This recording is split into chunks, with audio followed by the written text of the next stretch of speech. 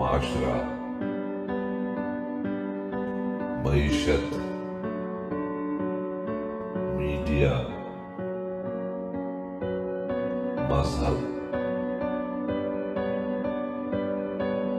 और मां।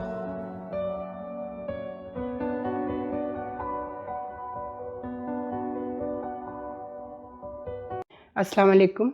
Channel M5 से नसरीन हुसैन परवेज़ आपसे मुखातिब है। जनाब, इतनी अफरा तफरी और एक इस खौफ के आलम में भी लोगों को इंतज़ार की सूली पे लटकाया हुआ है, उनका कोई मसला हल नहीं हो रहा। दुबई में खुफिया मीटिंग्स हो रही हैं, नवाज शरीफ साहब की और जरदारी साहब की। पूरा अब हर चैनल अब इसी पर बात कर रहा है। और वो खुफिया मीटिंग्स किसके लिए हो रही हैं कि अब दोबारा आवाम को कैसे चूना लगाया जाए और कैसे लूटमार की जाए और कैसे जो है वो उनके बजाय सिर्फ अपने सियासी कारकुनों का थोड़ा बहुत जो है वो ख्याल कर लिया जाए, बाकी सब आवाम जो हैं वो जाएं भाड़ चूल्हे में। मैं आपसे मुखातिब हूँ जनरल आसिम मुनीर साहब, सिपह सालार आज़म। चूँकि मैं पहले क्लिप में भी कह चुकी हूँ कि अब लोगों का एतबार और उम्मीद और आस पार्लियामेंट और अदालतें सब पे से उठ चुका है, सब पर से उठ चुका है। एक अब वाहिद, पहले जुडिशरी और आर्मी थी, लेकिन अब सिर्फ आर्मी रह गई है। इसीलिए इन्होंने आर्मी का इमेज डिस्टॉर्ट करने के लिए जो कसर रह गई थी वो इमरान खान ने पूरी की, वरना ये सब इसी तरह करते रहे हैं।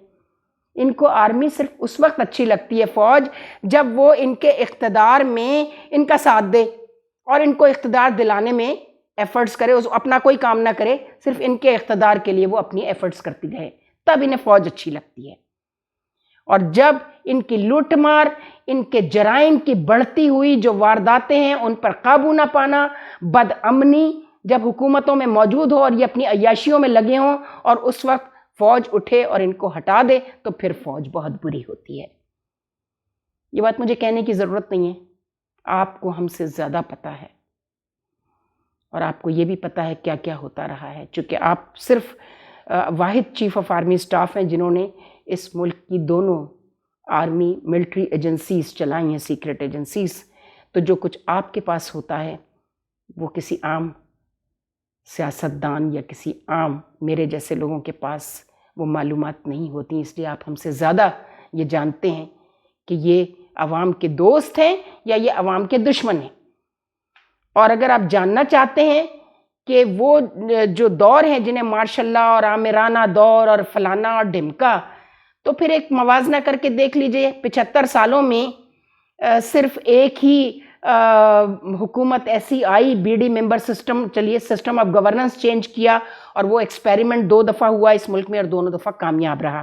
पहली दफ़ा सबसे ज़्यादा कामयाब हुआ बीडी मेंबर सिस्टम, जब अयूब खान साहब, उनकी प्रोग्रेस उठाकर देख लीजिए 10 सालों की। और उसके बाद सिविलियन गवर्नमेंट्स की प्रोग्रेस, उनकी परफॉर्मेंस उठाकर देख लीजिए। एक गैर जानिबदार एक थिंक टैंक बना दीजिए, हमने पहले भी कहा था, जिसमें ऑल वॉक्स ऑफ लाइफ अपने अपने छोटे छोटे यूनिट हों, 5-5 लोगों के, वो अपनी राय और अपनी तजवीज़ जो है वो दे दें। जाहिर है उस पर अमल करना तो आपका और आपके जो भी होंगे फैसिलिटेटर, आपको फैसिलिटेटर कहा जाता है, लेकिन मैं ये समझती हूँ कि आपके फैसिलिटेटर जो हैं वो सरकारी सिविलियन इदारे होने चाहिए जो एग्जीक्यूटर होते हैं। तो आप इसका कोई रास्ता निकालिए, खुदा के लिए, अल्लाह का वास्ता कोई रास्ता निकालिए अवाम के लिए। ये अवाम के दोस्त नहीं हैं। ये जितनी मर्जी तकरीरें कर लें, हाथ नचा नचा के मरियम नवाज और बिलावल जितना गला फाड़ ले, बिलावल, सबको मालूम हो गया है। जहां मीडिया ने बहुत ख़राब काम किया है, पर्टिकुलरली सोशल मीडिया, वहाँ मीडिया ने कुछ अच्छा काम भी किया है। और वो अच्छा काम ये किया है कि उसने लोगों में अवेयरनेस क्रिएट की है। अब ये तो लेने वाले पर होता है ना, रिसीवर जो है उसकी अप्रोच क्या है। रिसीवर ने अपनी अप्रोच के मुताबिक उस अवेयरनेस को लिया है और नेगेटिव अप्रोच रखने वाले लोगों ने उसको अपने हिसाब से देखा है। खुदा के लिए छोटे थिंक टैंक्स बनाइए, अवाम में से, इंटेलिजेंशिया से, एकेडेमिया से, छोटे बिजनेस कम्युनिटीज़ जो हैं, स्मॉल एंड मीडियम एंटरप्रेन्योर्स से, वुमेन एंटरप्रेन्योर्स से, स्कूल टीचर्स, यूनिवर्सिटी और कॉलेजेस के लेक्चरर्स और प्रोफेसर्स, कारखानों में काम करने वाले मजदूर से लेके और प्रोडक्शन से अटैच लोग, बिजनेस कम्युनिटी, माफ़ कीजिएगा, कभी भी सिंसियर नहीं रही इस मुल्क के साथ। अगर वो सिंसियर होती तो वो इनकी इलेक्शन कैंपेन पर को फाइनेंस करने के बजाय वो ईमानदारी से टैक्स देती रहती सिर्फ, और वो टैक्स देती रहती, बेशक वो टैक्स को कम करा लेते, लेकिन पूरा बिजनेस कम्युनिटी में से अगर 90% लोग, अगर 80% बिजनेस कम्युनिटी भी टैक्स दे तो मसले हल हो जाएंगे सारे। लेकिन इन्होंने ऐसा नहीं किया, अफसोस की बात है। और जिनके पास ज़्यादा पैसा आ गया तो कैपिटल फ्लाई कर गया, यहाँ से सरमाया लेकर चले गए मुल्क से, जिससे कमाया, जिससे खाया, उसको कारखाने बंद करके ये जा और वो जा, और लोग बेरोज़गार हो गए। ये है इनकी ईमानदारी और ये है इनकी मुल्क से वफादारी। तो खुदा के लिए कुछ इसके लिए कोई इसका सोचिए। हुकूमतें तो नहीं सोचेंगी, और सोचेंगी भी तो क्या, ड्रामा होगा, सिर्फ ड्रामेबाजी होगी। ये कमेटी बना दो, वो कमेटी बना दो, ये थिंक टैंक बना दो, वो थिंक टैंक बना दो। आज तक किसी थिंक टैंक से कोई ऐसी आउटपुट हमें नज़र नहीं आती जिससे आवाम को कोई फ़ायदा हुआ हो।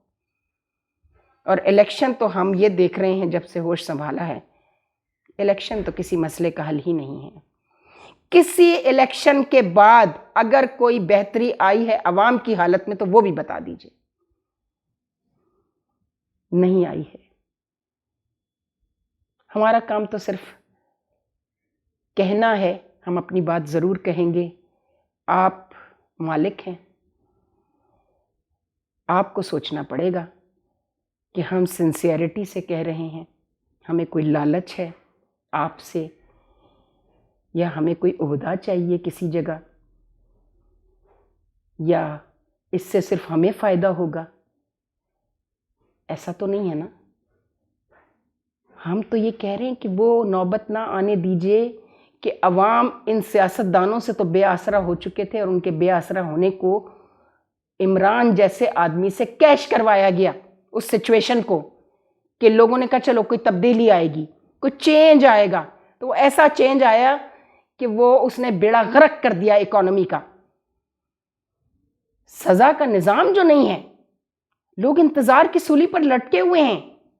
सिर्फ 9 मई के वाक़यात क्यों, इन सियासतदानों ने जो कुछ किया है नैब नहीं परफॉर्म कर सकी।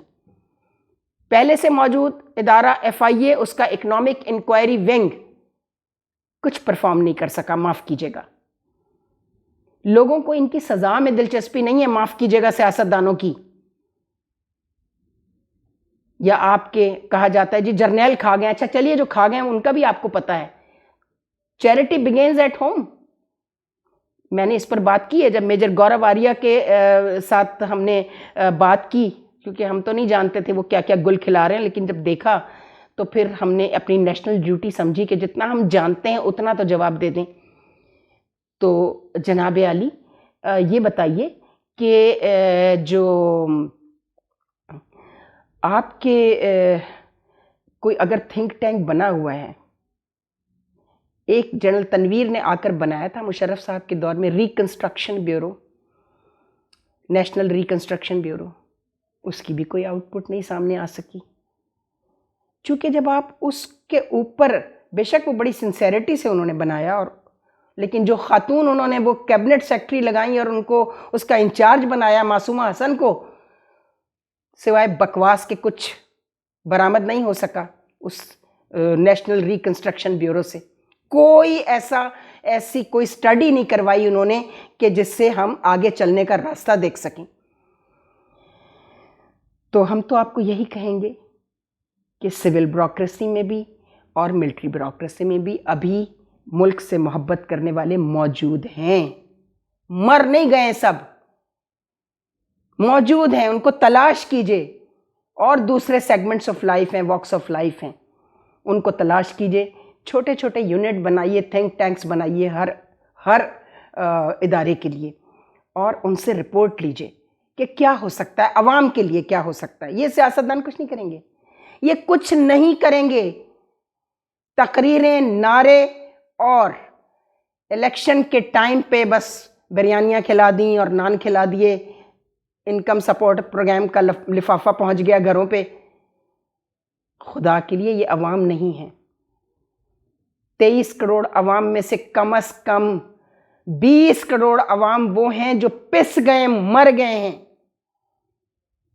खुदा के लिए उनकी बद्दुआ और उनकी आहें न लें। जुडिशरी को तो लग गई है मेरा ख्याल है, क्योंकि उसने लोगों के केसेस कितने पेंडिंग पड़े हुए हैं वो सियासत पे लगी हुई है। हमारी जो आपकी जुडिशरी है, कोई इमरान को बचाने पे लगा हुआ है, तो कोई समझ रहा है कि जी जो मौजूदा हुकूमत है, जब मैं आऊँगा तो मैं ये कर लूँगा। नहीं, काजी फाइज ईसा साहब भी जो हैं वो जब वो आएंगे तो फिर उनसे बात होगी। लेकिन बिंदयाल साहब ने बहुत मायूस किया, बहुत मायूस किया बिंदयाल साहब। आपने दिल नहीं चाह रहा आपके नाम के साथ चीफ जस्टिस लगाने को, इतना मायूस किया आपने और आपकी टीम ने। खुदा हाफिज। अफसानाए हस्ती हम अपने आका को सुनाए जाते हैं। अफसानाए हस्ती हम अपने आका को सुनाए जाते हैं। उम्मीद लगा